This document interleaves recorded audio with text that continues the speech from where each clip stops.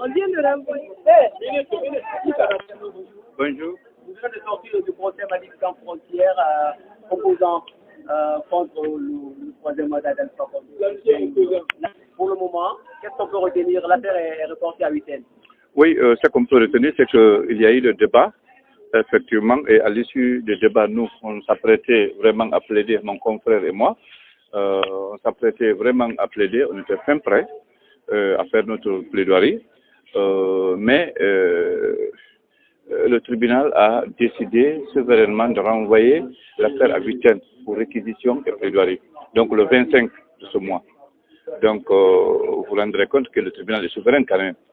Donc, l'affaire sera encore là la semaine prochaine, si tout va bien.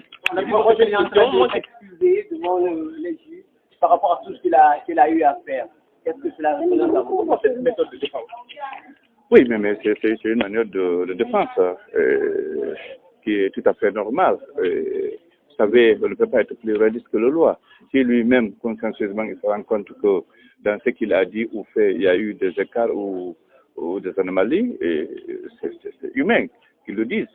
C'est vraiment responsable. Assumer sa responsabilité en disant oui, je reconnais qu'il y a eu ça et ça c'est normal, je présente mes excuses. C'est tout à fait normal. Est-ce qu'on a dit qu'on n'a pas fait machine arrière parce qu'il aurait suivi de questions extérieures? Non, s'il vous plaît, c'est monsieur assez responsable, il est majeur, il n'a subi aucune pression. Même s'il en a subi, mais il résiste. Voilà. Alors, puisque votre client reconnaît qu'il a tort, qu'est-ce que vous attendez du tribunal? Oui, mais écoutez, vous savez, il faut reconnaître est à moitié pardonné. Ça, c'est le dicton qu'il a dit. Certainement, le tribunal en tiendra largement compte, largement. Et ça nous met à l'aise parce que là, nous allons demander à la prochaine audience, nous allons demander la clémence du tribunal qui acceptera très bien de le mettre à notre disposition, de l'envoyer et en tenir compte de sa reconnaissance de fait.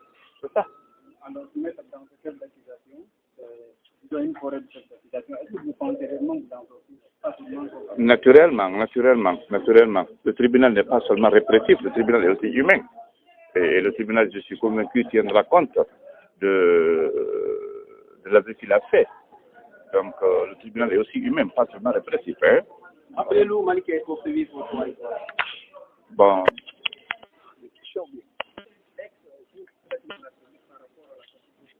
Oui, bon, et je me présente à vous, c'est Mamadou Kondi. J'ai presque le même nom que mon fils. À la différence que lui, c'est Mamadi. Et j'ai suivi sa prestation avec les juges. Bon, ce que je vais rajouter aussi, c'est que le président sache que tout ça, c'est dans la continuité de son combat. Parce que c'est pas aujourd'hui que j'ai commencé à lutter avec lui. Depuis Kissoudou et jusqu'à Dingré en passant par Dabola. Alors c'est les mêmes mots que je vais dire. Il n'a qu'à nous excuser.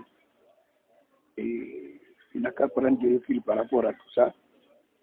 Parfois, quand on est dans des pays comme le Canada et les États-Unis, on se donne la liberté comme c'est signé partout là-bas. Donc il n'a qu'à nous pardonner et mettre mon enfant dans les bonnes grâces.